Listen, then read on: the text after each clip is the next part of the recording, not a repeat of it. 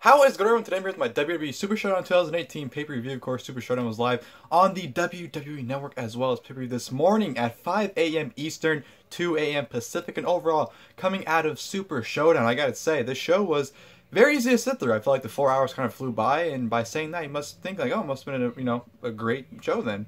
No, I thought this was a very odd show because I thought it was good, but I didn't think it was that good, but I didn't think it was bad. I don't know, it was kind of like one of those shows in between. Like, it's in between good and bad because I felt like there were some good stuff on the show. We had two great matches, I felt, and some good solid matches, but we had some matches that were just not good, and we had some finishes and some just one of the matches I was highly disappointed and just blew my mind how they went about it. And just, I don't know, it's a weird show. It's a weird show to really rate for me to really give an opinion on. Like I said, I liked it, but I didn't like it, but it was easy to sit through, so is there really anything to complain about if it's easy to sit through? You know, I don't know. It's one of those things. It's weird, but I mean, if I had to give it a thumbs up or down, it'd probably be in the middle. I don't know. I don't give it a thumbs up necessarily, but I wouldn't give it a thumbs down. Kind of in the middle. Weird show. I don't know. It's really hard to really wrap an opinion around it. But like I said, though, it was easy to sit through. It was 4 hours and it kind of flew by. So that's not necessarily a bad thing, to say at least. But, of course, the show opened up with the SmackDown Tag Team Championship match. The New Day defending against The Bar. Right from the get-go, Kofi and Xavier Woods were very dominant, you know, with some nice, hot, frequent, fast tags, and pretty much isolating Cesaro from Sheamus, getting the upper hand, really dominant until Kofi went to do a dive on the outside, which he was caught by Cesaro and Sheamus. Then, of course, Xavier Woods tried to dive onto both of them to try to get Kofi, you know, to get them to let go of Kofi, but then Sheamus catches him, throws him into the post, and Cesaro just absolutely destroys Kofi. And then pretty much the Bar were dominant for throughout the entire match. You know, they're very much isolating Kofi from Xavier, working over him, putting him submissions, you know, doing their, you know, regular tag team moves on him. Just pretty much isolating him until Xavier had the hot tag, run rough shot over the Bar. The Bar had a little quick comeback, you know, Cesaro actually killed, I forgot it was Kofi or Xavier. He actually absolutely killed one of them with an uppercut, which was absolutely awesome. But then the finish came. You know, Kofi took out Sheamus on the outside, hit him with the Trouble in Paradise, which led to Xavier Woods hitting a backstabber onto Cesaro, which was followed by a double foot stomp from Kofi for the 1-2-3 win. So the New Day successfully retained their SmackDown Tag Team title against The Bar. Like I said, good opener. I enjoyed it. They have good chemistry, so definitely was a good way to start the show. From there, we go to the SmackDown Women's Championship match. Becky Lynch defending against Charlotte Flair. This was another really good match here, I thought. You know, both women went out there and just had a really good back-and-forth action match. I thought, you know, there really wasn't a time where one person was more dominant over the other. It was very equally back and forth, which, you know, I enjoy back and forth matches. I don't really like matches where one side's really dominant while the other one has that comeback at the end. I like it back and forth, and I definitely felt like this match had it here. Becky was very vicious. I felt like she was more aggressive than she just, you know, has been, and I felt like she was very dominant over Charlotte in terms of, you know, even though it was back and forth, I felt like what she was doing was more hard hitting and just more aggressive, like I said. And Charlotte just, she sucks. I'm sorry, but ever since she's been back from her surgery, she's been absolutely terrible. You know, Becky dragged her into the outside, and Charlotte nearly landed on top of her head. She landed pretty much on her neck almost, and it's just like, how do you fuck that up? How do you fuck up getting out of the ring or getting dropped out of the ring? Like, come on. So Charlotte nearly killed herself there. But back in the ring, you know, Becky was able to cut Charlotte off from hitting a moonsault, hit Insecurity on her for a nice near fall right there. And then, of course, you know, Becky tried to lock in disarm her. Charlotte hit a big boot. So that was good stuff right there. Then, of course, she tried to lock in the figure four, but Becky rolled on the outside, grabbed the title, said, fuck it, I'm pretty much done. Charlotte said, no, you're not. Attacked her, threw Becky in the ring. Becky, you know, hit her with a forearm. Tried locking the armor again, but Charlotte countered it with a spear, followed by the figure four, trying to lay it into the figure eight. But by the time she locked in the figure eight, because Becky was trying to crawl the ropes, she bridged into it. Becky said, fuck it, the title's next to me. Becky grabs the title, wails Charlotte with it for disqualification. So Charlotte defeats Becky via disqualification, but it was a very good match. You know, it wasn't as good as her Hell in a Cell, but Charlotte wasn't as botchy here, which is a plus. And I like the back and forth equalness, so definitely enjoy that element of the match. And of course, afterwards, you know, Becky said, fuck it, I don't care, I'm still champion. Charlotte's pissed, tried to attack Becky, but Becky ended up getting the upper hand with a Bexplex exploder into the barricade, and Becky pretty much said, fuck you, I'm still champion. So obviously this is continuing because they do have a rematch announced for SmackDown Live this Tuesday, but I do think they'll have another screw finish where they'll have their blow off at Evolution. So, you know, hopefully the feud ends at Evolution. You know, if I don't see it ending on SmackDown Live, because if they're going to finish it now, they would have done it here, I felt. So, I don't know. I'm just kind of over it. I just want to see Becky move on to someone else rather than Charlotte, and I'm sick of Charlotte in general. So hopefully that's, you know, like I said, it ends at Evolution. But yeah, good match. No complaints from me. From there, I'm going to go to the return of Big Match John, looking like JBL. John Cena, of course, teaming up with Bobby Lashley, take on Kevin Owens and Elias. Of course, Owens and Elias doing their little pre-match promo that they did on Raw this past Monday. Nothing of a match here, really. Bobby Lashley was dominant. He fucked up a leapfrog, and then they redid it right after, which was kind of funny. But then, you know, Owens and Elias cut off Lashley when Cena went for the tag on Cena. They knocked Cena down and pretty much just isolated Lashley. You know, Owens locked in his infamous chin locks for about 16 minutes, it felt like. Elias beat down Lashley a little bit. Lashley had that, you know, brief moment where he got the hot tag to Cena. Cena hits the shoulder tackles, 5-knuckle shuffle, AA, followed by his 6th move of Doom, which is just a punch for the 1-2-3 win. So Cena pins Elias. Cena's only in the match for about a minute, so whatever. Like I said, nothing really much of a match here. Just a complete... This was the definition of like a house show match, honestly. That's really what it was. And I know this pay-per-view is pretty much a glorified house show, but still. This is pretty much what the match was. And of course, Cena afterwards gets a mic. Thanks, everyone. Says that, you know, even though his life is changing, WWE will always be his home, and he'll always remember where we came from. So, yeah, that was that. And of course, we go to the home... I don't want to say hometown because they're not from Melbourne, but they're from Australia. The IIconics taking on Asuka and Naomi. Another really nothing match here. You know, Naomi and Asuka were just pretty much running roughshod. Asuka, you know, mimicked the IIconics in the match. And of course, Naomi was running roughshod. Got a near fall on Peyton Royce when she hit a split leg moonsault onto Peyton Royce. And of course, Billie Kay broke it up.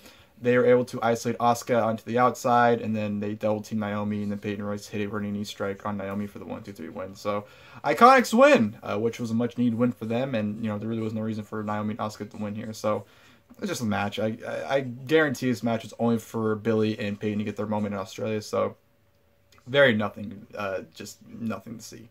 And of course, we go to which I thought was match of the night, the no countout, no disqualification match for the WWE Championship. AJ Styles, of course, defending against Samoa Joe.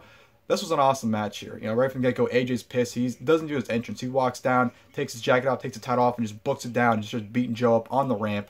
And that was definitely a hot start. And I thought, you know, the psychology was great. They had a lot of great callbacks from their previous matches. I just felt like everything flowed better. Like, out of the 3 matches they've had, and they've all been great, I just felt like this one was just superior. I just enjoyed this one more. I felt like AJ was very more aggressive, and rightfully so, after the, you know, this whole thing with Joe going to his house, and AJ just being really fed up with Joe. I definitely felt like AJ really was able to capitalize and really implement that in that match, how he just really wants to beat the shit out of this guy, because he really did. He really beat the fuck out of Samoa Joe in this match.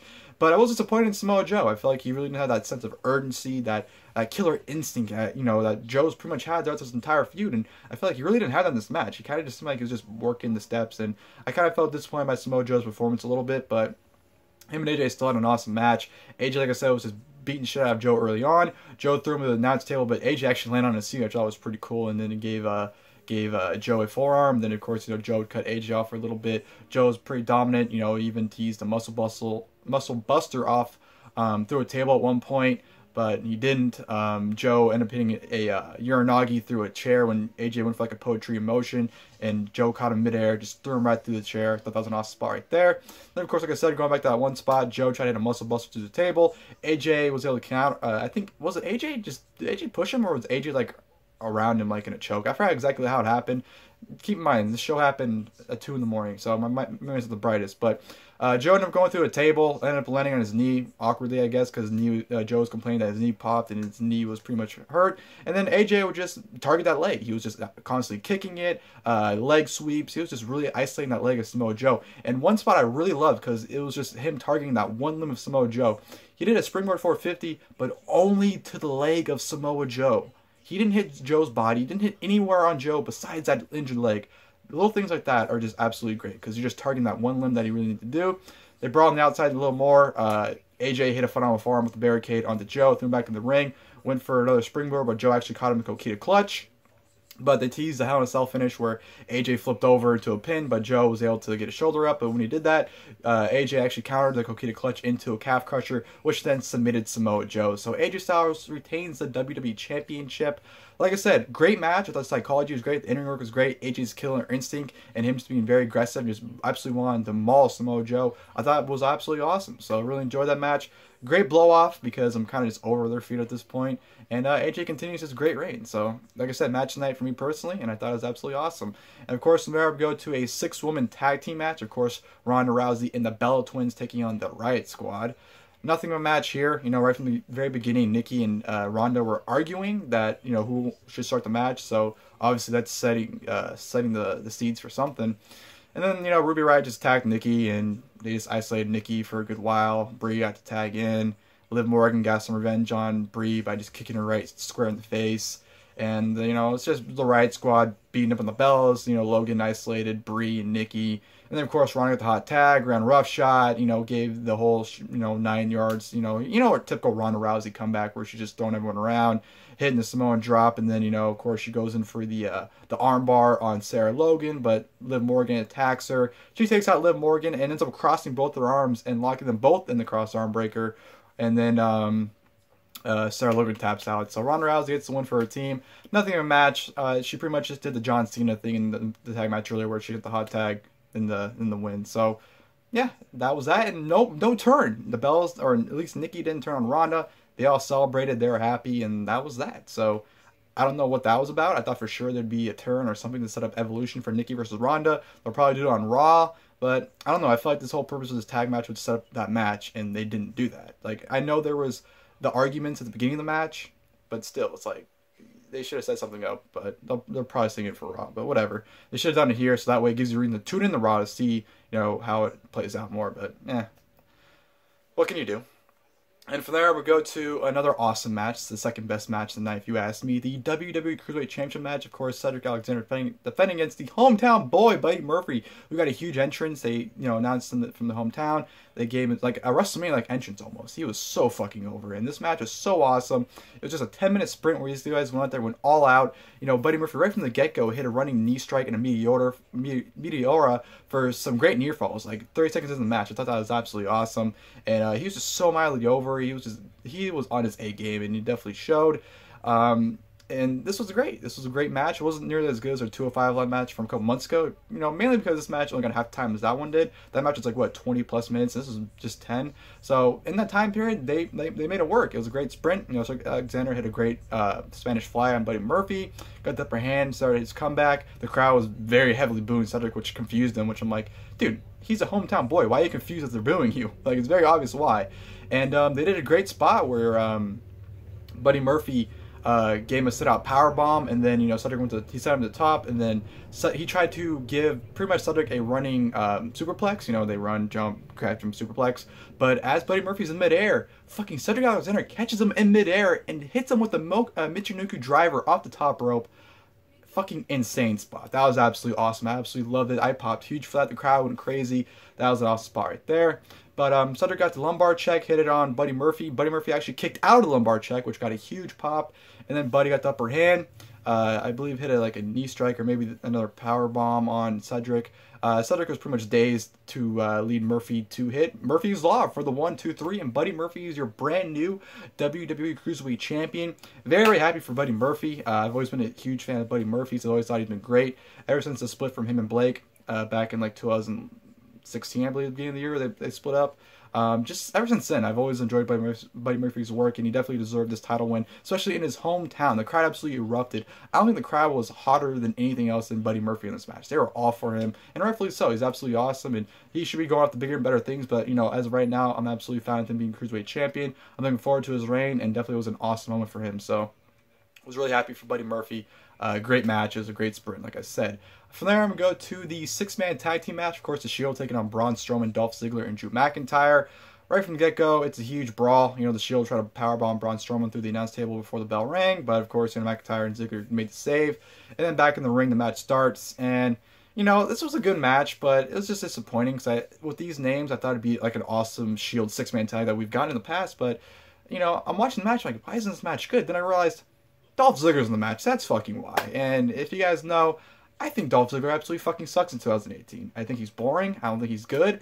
He ruins all these matches. He ruined the matches with Seth Rollins. He's not good. And I don't like Dolph Ziggler. And he definitely gave me reason to dislike him here, because there's like a time in the match where he had a chin lock on for like 15 minutes. It felt like it was just absolutely horrendous. But you know, pretty much the basis of this match was them isolating Rollins from the Shield. They were just taking turns, playing with Rollins, toying with him, Ziggler taking his turn, then Strowman would absolutely destroy him for a little bit. And then at one point, Rollins gets the opportunity to tag in Ambrose. Ambrose gets a hot tag, runs roughshod for a little bit before he gets, you know, taken down.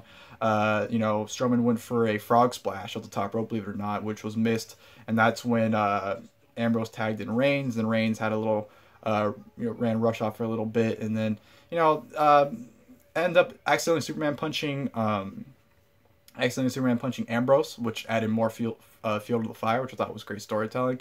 Ambrose got punched out, and then, you know, Reigns and Rollins are kind of much on their own, taking Strowman, Ziggler, and McIntyre to the limit. And then, of course, they did the whole thing where they threw Reigns and Ambrose in the ring, or throwing Reigns and Rollins in the ring, and they all went up to the apron like they're doing the Shield attack, had the Shield do it. And then on the open corner, all of a sudden, Ambrose appears up. So it looks like they made it seem like Ambrose is joining on the attack, and then Ambrose charges the ring. Looks like he's going to attack Reigns and Rollins, but runs right through him, dropkicks Braun Strowman off the apron. So obviously he's sticking with the Shield. Ambrose tags back in.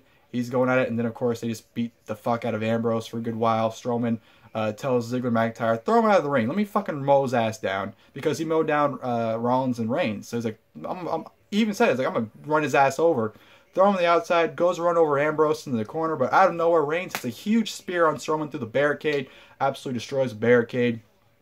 Ambrose back in the ring. Ziggler to zigzag for a nice near fall before Ambrose kicks out. They try to set up the Claymore zigzag finish, but when McIntyre hit the ropes, Rollins hits a super kick onto McIntyre. McIntyre flies out of the ring. Ziggler super kicks Rollins, turns right into a Dirty Deeds from Dean Ambrose, and 1, 2, 3. The Shield defeat Drew McIntyre, Dolph Ziggler, and Braun Strowman. Like I said, I thought it was a good match. Just did not live up to the potential of it. I definitely thought this could be a lot better, but you know, I thought for storyline purposes it played great. You know, it definitely teased Ambrose after, you know, Reigns accidentally punched him, but then, you know, Reigns took the bullet for him. You know, he saved him from Strowman. So I thought it was great storytelling for the most part. But yeah, just very disappointing, especially at the time it got. It was like 20 plus minutes, but it really wasn't anything of a match. So just disappointed how it went, but I still enjoyed it. So that's that. And then, of course, we go to the #1 contenders match for the WWE Championship, Daniel Bryan versus The Miz. The bell rings. Miz attacks Daniel Bryan right from the get-go. Goes for the right knee strike. Bryan fights back a little bit. Bryan ends up going for a running knee strike, but Miz ducks it, ends up hitting his own running knee strike on Bryan. Then he goes for the Skull Crushers finale, and Bryan counters it into a small package. 1, 2, 3. 1, 2, 3. Yeah, that's 3. 3. Yeah, that match was 2 minutes, and it was a squash. Well, Bryan just defeated Miz in seconds, and I just thought it was so stupid. You know, this is the match I was probably the most excited for, and it was a squash. It was absolutely nothing, and Bryan beats Miz, and it's going to be Bryan and Styles at Crown Jewel. They announced it after this match that it was going to take place at that show. And immediately I'm like, this is so fucking stupid. You know, storyline-wise, I would have had Miz win the championship. Bryan wins the Rumble. Perfect story. But, you know, after thinking about it, after having some time to think about it, you know, I can easily see them doing a thing where Miz costs Bryan the match, because I don't see Miz being added to this match, because I can see Miz complaining to Paige, and Paige just going tough shit pretty much, saying, oh, sorry, you lost. You know, what can you do? I'm not going to add you in the match. No more opportunities. And I can see Miz just being pissed off. And then at Crown Jewel, Bryan's closing the championship, and Miz costs him the championship, leading to maybe a triple threat. And then down the line, maybe Miz wins the championship still, and Bryan still wins the Rumble and sets up a match there. I don't know, but, you know, Bryan squeezed his way into a win. So, I don't know. I had a lot of mixed feelings about it. Like I said, I really wanted a route where Miz just kept beating Bryan, and then of course Bryan has a big moment beat Miz at WrestleMania. And I know people are gonna say like now they can do the rubber match because it's 1-1, you know, who's gonna win the series, but I don't know. I just really wish they wouldn't go this route. But we're getting AJ Styles and Daniel Bryan for the WWE Championship at Crown Jewel. That's gonna be an awesome match. I'm really excited for that one. So honestly, no complaints from me. You know, even though I didn't want to see Bryan win, as much as I love the guy, I want to see Miz win. But you know what? We're getting Bryan and Styles. I'm not gonna complain. It's gonna be an awesome match. Really looking forward to that. So. Just very disappointed that they just only gave him 2 minutes. And I jokingly said, like, oh, they gave Bryan and Miz 3 minutes, so the main event can get 30 minutes, because I was thinking the main event was going to get maybe 15. They got 30. I was actually right. Which leads to the main event. The Undertaker versus Triple H, of course, with Shawn Michaels and Kane in their corners. They come out, and during the introductions, they go, this was now a no disqualification match. And I find it very funny, because during this entire feud, Triple H's whole thing about Undertaker is, don't worry about the man in the suit, worry about the man in the gear. But yet, it was the man in the suit that politicked his way and making us a no disqualification match. So you just proved Undertaker right. He had to worry about the man in the suit because you fucking made this no disqualification match as it was starting. So Undertaker right. Anyways, this match. oh my god. So, this is one of those matches where I wanted to see feedback right away. And this match is getting a lot of mixed reviews. I see a lot of people that loved it. I saw a lot of people that hated it. I was kind of in the middle because I know how old these two are. And there's a lot of smoke and mirrors in this match. This was overbooked the fuck. Like, this is pretty much a handicap match the entire match. It's basically Shawn Michaels, Triple H versus Undertaker. Kane looked like a fucking lost puppy. He looked like he didn't know what the fuck to do. They got 30 minutes. Why are these two wrestling for 30 minutes? That's my main question. These two should not wrestle any longer than 15. Even that is pushing it. And they just went out there and just had such a fuckery of a match. You know, Triple H trying to be Conor McGregor at the beginning by putting both his hands behind his back and saying, oh, hit me. And just being a cocky little arrogant fuck. He tried to, he worked on the arm for Undertaker, teased old school, but Taker ended up getting him old school. They brawled to the outside, which, Taker dumped him in the crowd, which kind of went back to the WrestleMania 17 match where they brawled in the crowd for a good, 15 minutes, it felt like. And they did that here. Undertaker actually choked Triple H with the cord, which I thought was pretty funny. And then Triple H went for a pedigree, but Undertaker tried to, backdrop him, but Taker couldn't backdrop him, so Triple H just kind of fell over. I don't know, like I said, I understand their age, but this match just felt so overbooked, so sloppy, because just a lot of stuff they were doing they couldn't go through with it, especially poor Taker. I love the guy to death, but come on, man. Just stop at this point. You don't need to wrestle anymore. You're done. And I don't know. Table got introduced. It was so great, because Shawn set the table up, and Kane's, walking around him, are you going to fucking stop him, or are you just going to watch him? You didn't do anything. You just watched him do it. And of course, they try to tease, Undertaker teased going to the top rope because Triple H was on the table. I don't know what the fuck Taker was even going for.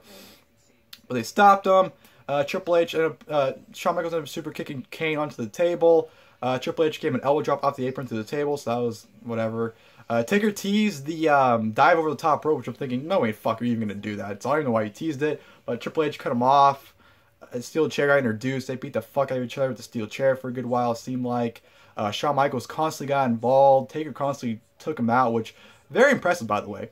Almost this entire match, this very end, it happened. Shawn Michaels had stayed on his fucking head. He was bumping like crazy. He was taking apron bumps. He was taking, punches from Undertaker, choke slams, and his hat stayed on. So that was very impressive. That was very, very impressive. But, steel chair got involved. The sledgehammer got introduced with Shawn Michaels introducing it. And then Triple H is calling spots louder than John Cena. So you hear Triple H clearly calling the spots as if he was on commentary calling it. It's like, dude, shut the fuck up. And, I don't know. Taker locked in the Hell's Gates, but Triple H choked him with the sledgehammer to break it up. Taker hit a tombstone. Shawn Michaels broke it up. Hit a pedigree. Taker kicked out. Hit another pedigree, I think, and Kane threw the referee out. There was ref bumps, too. It was just, like I said, such an overbooked fucking match, and it went on way too long. It was just like, what the fuck's going on? And then they, the finish was Shawn Michaels, or Triple H, Undertaker went for the tombstone on Triple H. Shawn Michaels super kicked him, another super kick, pedigree, 1, 2, 3. Triple H, why do I keep doing 4 and I do 3? I don't get it. Triple H defeats the Undertaker, which I expected. I predicted him to win, so Triple H beat him, whatever. And they did the whole curtain call thing after the match where Triple H, was talking to the Undertaker. He gave him the whole hug, respect, and of course did the whole thing with all 4 of them holding each other's hands up as the pyro's going off. It makes you thinking like, okay, this is clearly over. But no, afterwards, Kane, uppercut to Shawn, and then tombstone to Triple H from the Undertaker. And then they Shawn Michaels is chokeslam through the announce table, and Brother Destruction just absolutely destroys Shawn Michaels and the Undertaker, or Shawn Michaels and Triple H. So obviously, this set up the tag match for Crown Jewel, I'm assuming, Brother Destruction versus DX, which you pretty much got in this match. Besides Kane doing absolutely nothing, like I said, Shawn Michaels was heavily involved in this match. So I don't know. I just felt like it was a mixed bag of shit. Like I said, it was just overbooked and just overdone. And like I said, I understand their age, but why are you booking, a 49-year-old and a 53-year-old in a fucking 30-minute match? Why? It just didn't make any sense to me. But yeah, the show went off the air after that, and I didn't think the match was terrible. but I didn't think it was good. It was like, in the middle. I don't know. Like I said, the booking really fucked this match over for me. And like I said, the in-ring wasn't even good at all. Like, there was a lot of botches, a lot of miscommunications. I don't know. I didn't enjoy it. I was watching it just sitting there like, I was just laughing majority of it because I'm like, this is just so bad. But what can you do, man? What can you do? It's WWE. But yeah, that'll do it for my Super Showdown review, guys. Like I said, overall, I thought it was a weird show. Like, there's stuff I liked, but there's stuff I didn't like, and it was easy to sit through though. Like, so how do you even like give an opinion on something that you enjoyed but didn't enjoy, but it was easy to sit through and watch? I don't know how you really give an opinion on that, but it was just a show. That's all it really was. It was just an international live event that aired on the network, and that's all it really was to it. There really wasn't a big feel to it. Wasn't a big match feel to it. It was just a network special, and that's all it really was. You know, not really much to it. But I hope you guys enjoyed the video. If you guys did, please like below. If you guys would like, leave your guys' thoughts on Super Showdown as well in the comment section below. Until next time, I'll see you guys later. Thank you guys for watching the video.